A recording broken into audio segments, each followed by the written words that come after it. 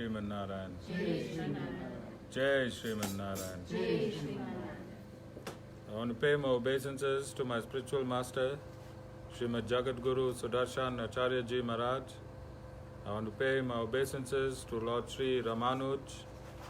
I want to pay my obeisances to Mother Lakshmi. And I want to pay my obeisances to Lord Sriman Narayan. I want to welcome all of you to our Tuesday Satsang at the Sri Narayan Dham, located in Durban, South Africa. I want to welcome those of you that's watching this discourse on live feed, locally, nationally, and internationally. This Satsang is dedicated to one of my disciples that left his mortal coil last Friday, Raam Ramanuj Das.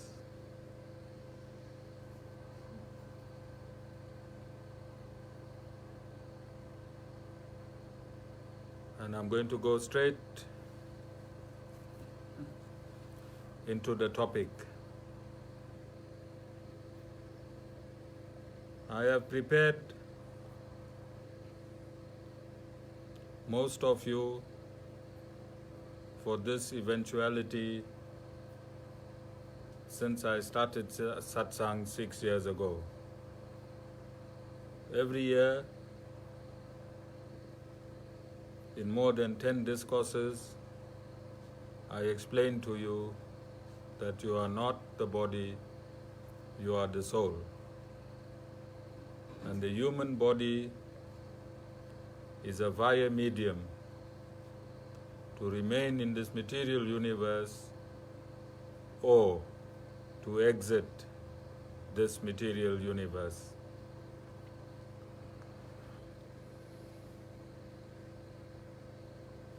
Death is merely a change of body for those that will stay in the material universe, and death is the release of the subtle body and the gross body for those that exit the material universe. So when you remain in this material universe, only your gross body dies, and when you exit this material universe, both your gross body and your subtle body, which is within this gross body like a glove, also dies. Death of the subtle body is liberation. Death of the subtle body with the gross body is liberation.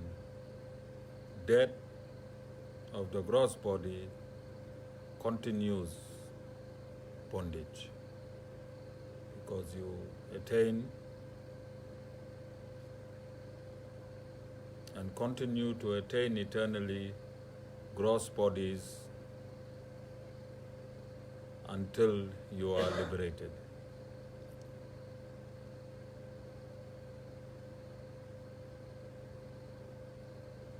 So I explained this very briefly when I was given an opportunity to speak at Raam Ramanuj Das' funeral yesterday, and I wanted to elaborate comprehensively on who you are.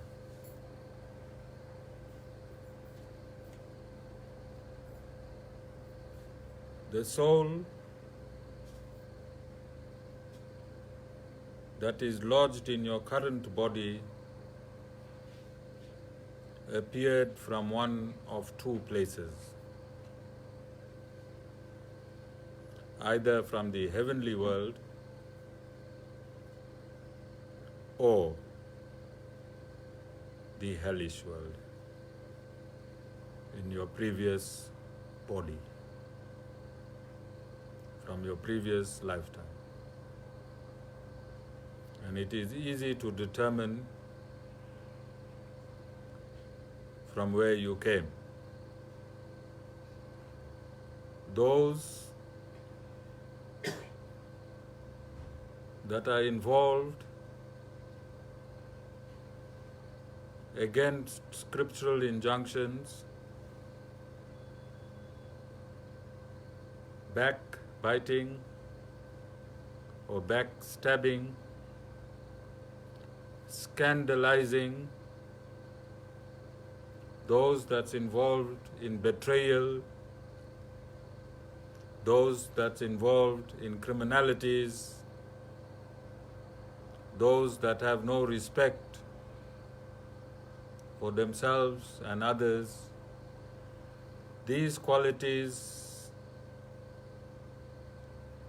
shows us that your passport is from hell. You came from hell. Those that came from heaven will display humility, will display respect, will display respect for scriptural injunctions, will follow a preceptor, will listen and take into cognizance instructions from saints and sages, and will live a life of peace, will be selfless in the life, and will assist other living entities in a positive way. And if you find these qualities inhered in somebody, then you know his passport. This is the passport requirements from heaven. So you enter this body either from hell or heaven. Either way, you enter the earth's atmosphere through the elements. You enter through ether, to air, fire, water, and earth. The earth's covering, very first covering, going out is earth.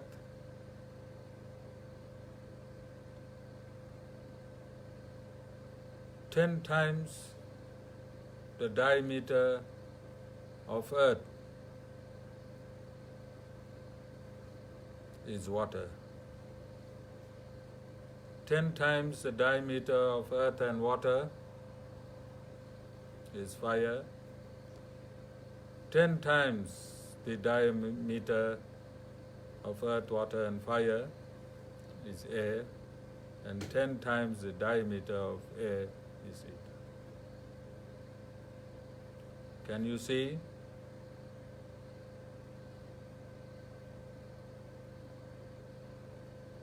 In science, you'll call it atmosphere.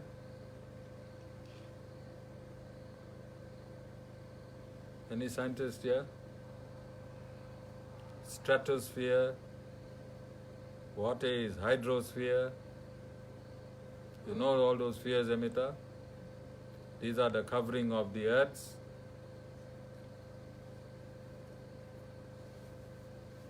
covering. So when you go out, at death, you go to Yama Loka. If you are not liberated, you permeate all these coverings and go to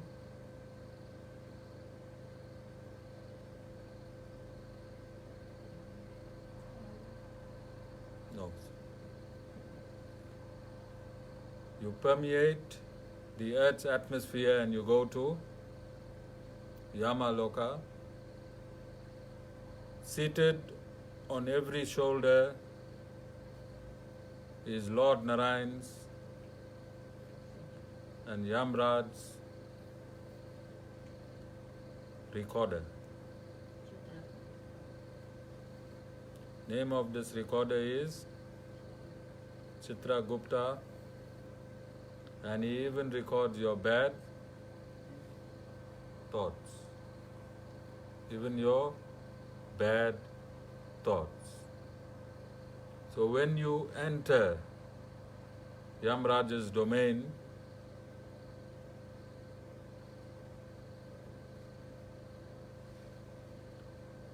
all your events,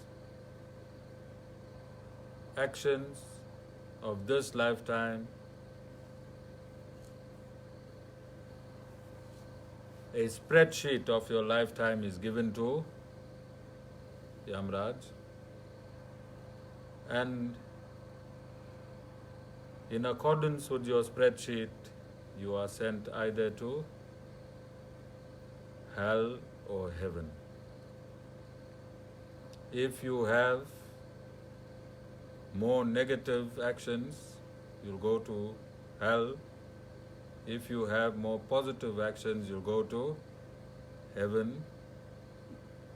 When your merits for hell or heaven has exhausted itself, you will still have a balance of good or bad karma.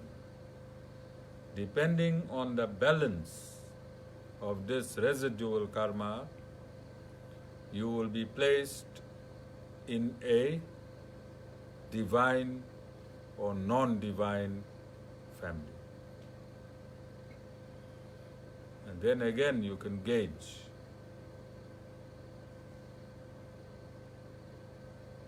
who comes from divinity and who comes from non-divinity. When you are placed in a divine family, you have the opportunity to live with divinity or not live with divinity. The choice is always yours. This choice you had since time immemorial.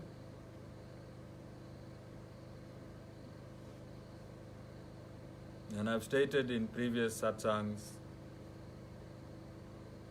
that it is the innate nature of the soul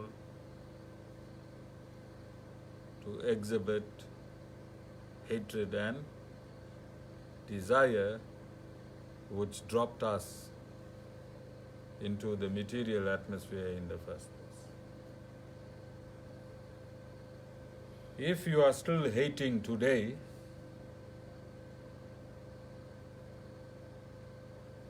and it is only the human body that gives you an analysis of your current divine status or non-divine status. It can only be gauged in the human body.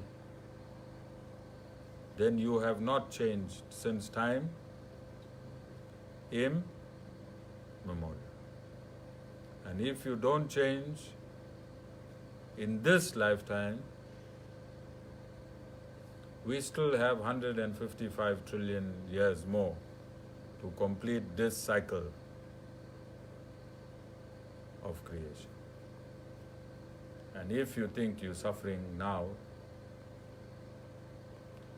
you suffered since time immemorial, and you will continue suffering until you take liberation. So we Vaishnavite spiritual masters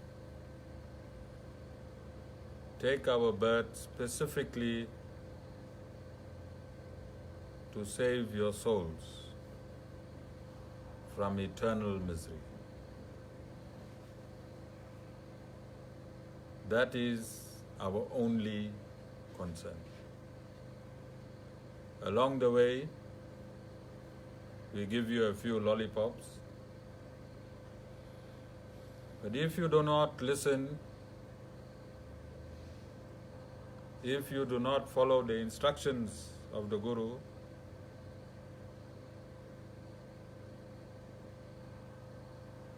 then it is only your loss.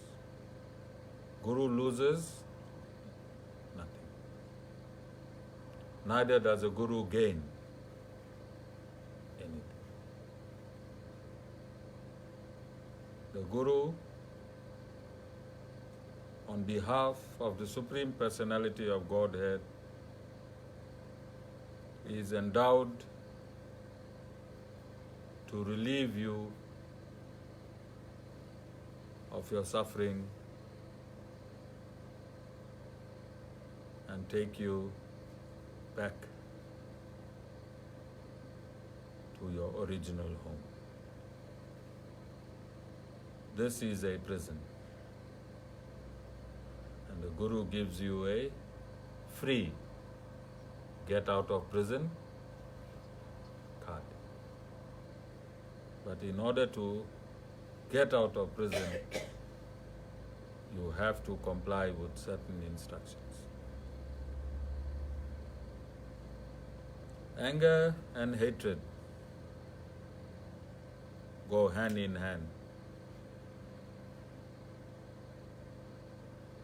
And if you have no anger, hatred, these two elements leads to pride.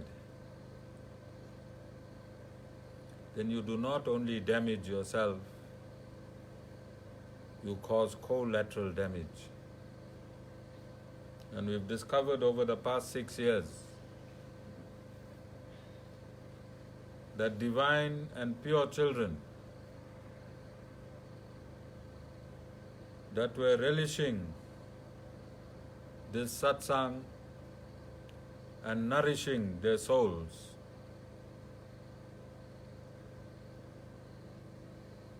the pride, the hatred, the anger of the parents took them away from the Supreme Personality of Godhead. So when you are in this type of satsang, we ask you to remove your pride. Because if you have no pride, then whatever faults you have, the myriads of faults you have, that the Guru unplugs from you so that you can successfully attain liberation, it won't upset you. And you will not only attain liberation yourself, those that are in attendance with satsang will also attain liberation. In Kali Yuga,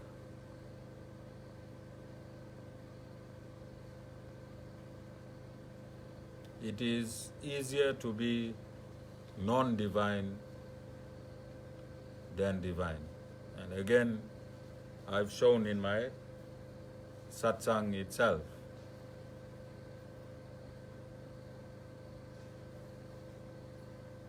There were people in the satsang, there were groups of people who couldn't stand each other.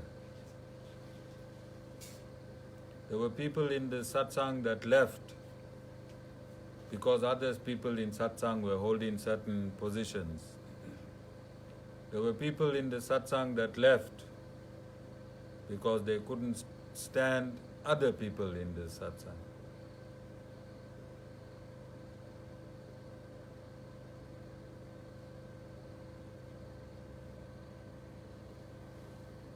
But when the common enemy is God and Guru, then all of a sudden they unify themselves on the non-divine common denominator. And this has already been predicted for Kali Yuga. So Kali Yuga, 432,000 years, Earth years, is also a very long period. And only 1% at any given time that is subsisting in a human body will be divine.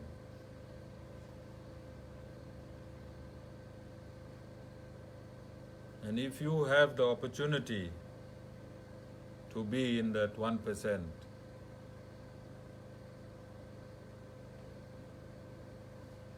grab hold of your Guru's feet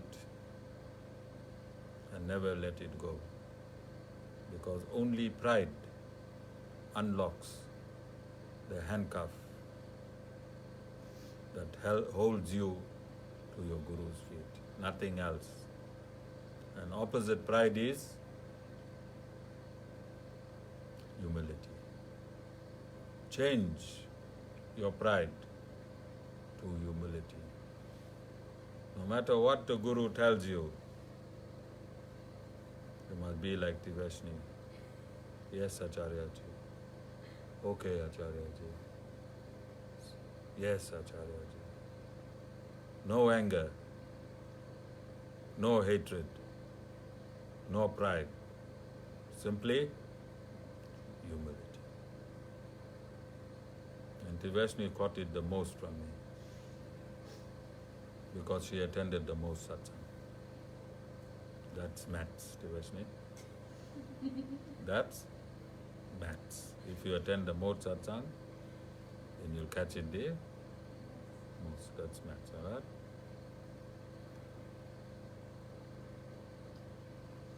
Take a leaf out of the Vaishnavis. That's the only good leaf she got. Humility. Don't take the Vaishnavi book. Just take a page. From day one up until today,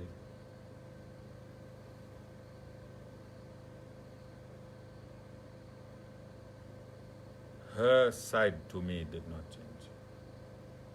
My side to her always changed. But her side to me has always been the same. And that's how a disciple should be. Absolutely humble. Absolutely humble. Soft voice. Sorry, Acharyaji. No matter how I reprimand her, no matter how upset I am with her, no matter how great her transgression is, she'll never leave without bowing. And she has never left in anger. She has never left in anger. And there's no one that has committed more crimes than Vaishnavi in my satsang. But she has never left in anger. She has never left upset. Immediately she owned up to her wrong. Within herself first. And she immediately apologized. And if the world follows only this example of devotion, they can be very, very successful.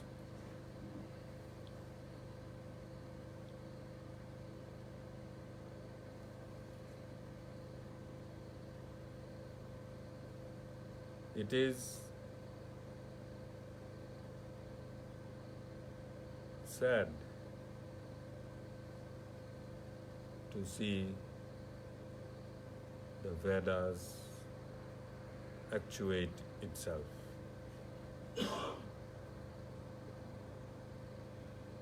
Because this satsang, the Vedas come alive. And there is nothing that happens is this or this satsang is not in the Vedas.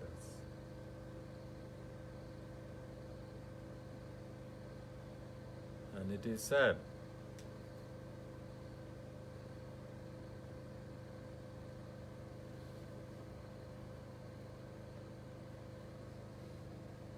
That the pull towards the non-divine side is greater than the pull towards the divine side. It is sad.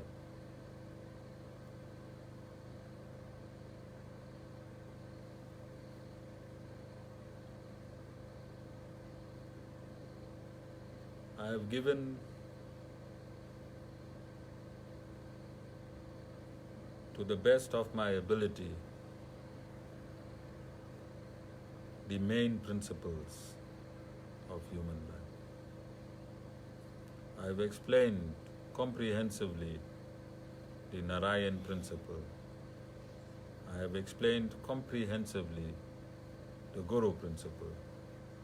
And I have explained comprehensively the karma principle.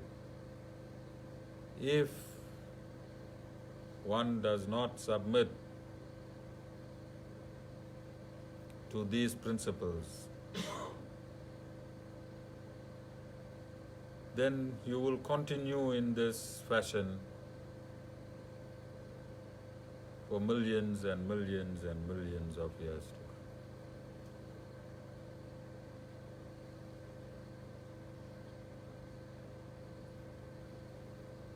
come. Raam Ramanuj Das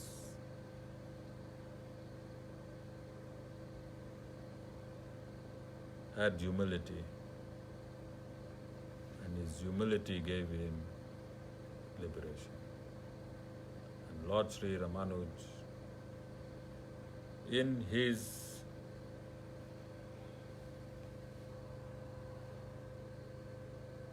all his works, he speaks of humility. And this is the month of Lord Sri Ramanuj.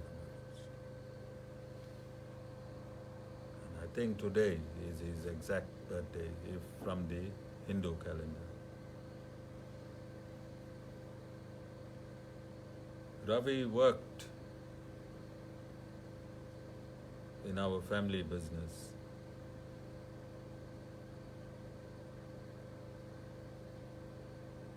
He made mistakes that were very costly.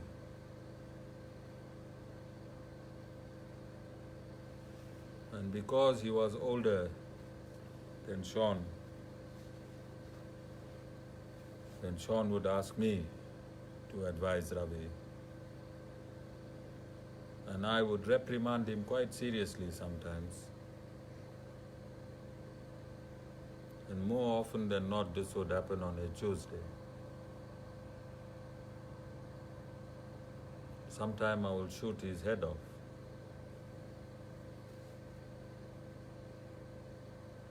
But when it came to Satsang on the same Tuesday, Ravi attended Satsang as a disciple and not as a manager. He held nothing and he brought nothing to Satsang. What happened at work? He left it at work. He bowed down normal. His love for his Guru was normal. And even at work, he would keep quiet and take all my bashing. And that is, if you adopt that humility has offered Raam Ramanuj Das his liberation. That humility. Humility is the highest virtue a human can have. So become humble.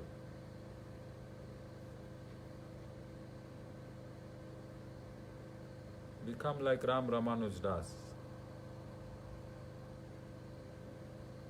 I whacked him here at Satsang so many thousand times. It's on video.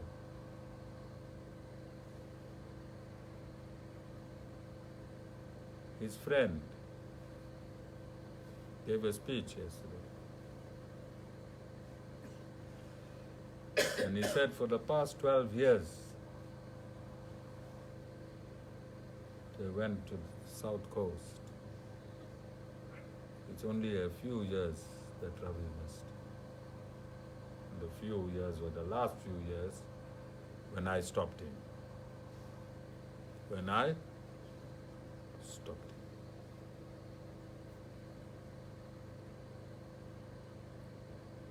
Because he was initiated.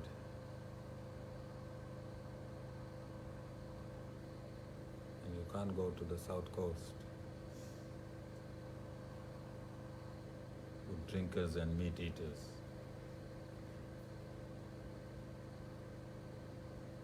And even then, Ravi exceeded. He exceeded. So don't go too far to take an example on how to get liberated. Ravi was from this satsang. Look at his character.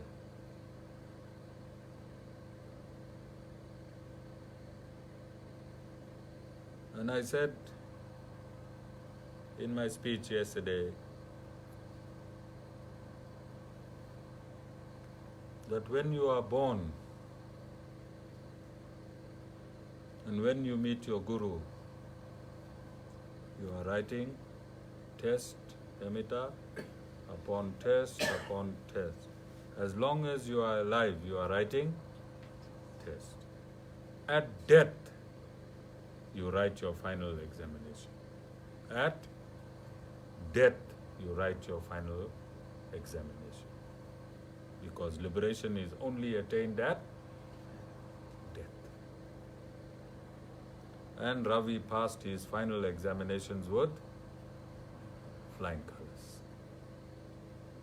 His family felt it.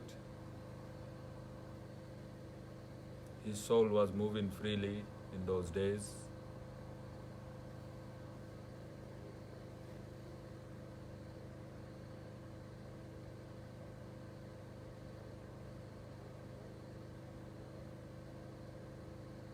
So my work is not in vain.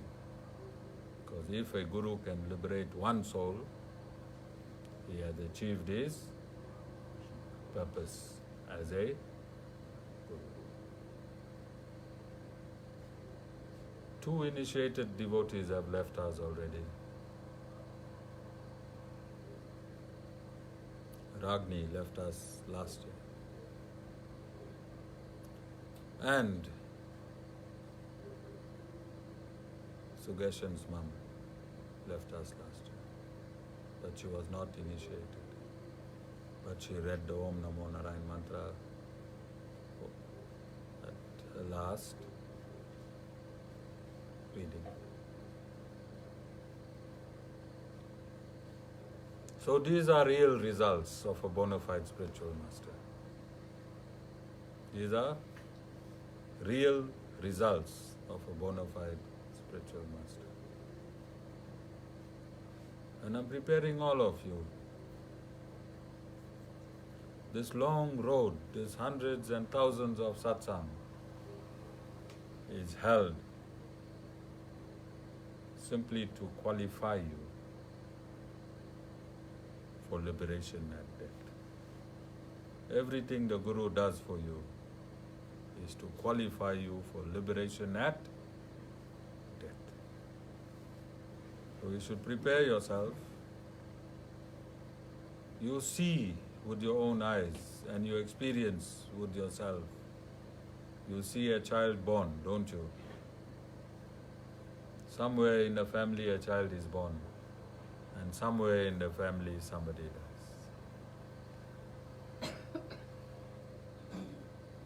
You plant a tree, you see it flowers, and then you see the tree dies. Wherever you look around you, is anything permanent?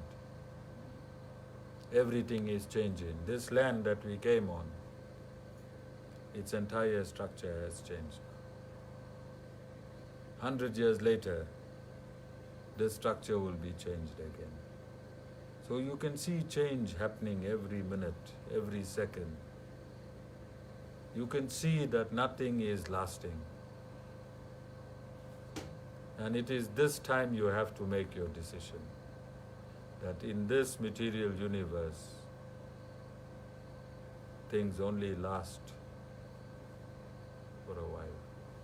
Then it dwindles and then it dies. You are eternal. You don't dwindle and you never die. You don't dwindle and you never die. You have absorbed yourself into a mindset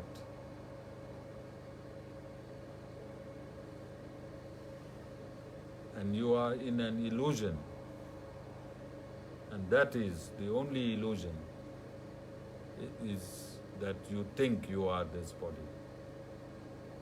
and you think that everything in this universe pertains in the upkeep of this body. When you lose that notion and understand that this body is one of zillions of bodies that you inhabited, and you do not need to be in a body to be happy, because this body is full of filth. If you leave this body outside, will it smell of perfume, or will it smell, the stench will be unbearable? Amita, why you want to do everything and preserve your real self in a bag of filth?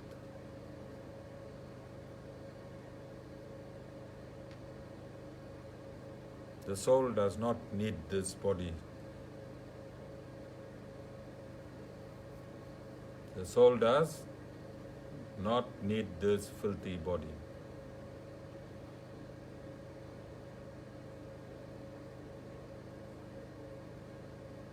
On that note, we'll end this discourse. Jai Shri Narayan.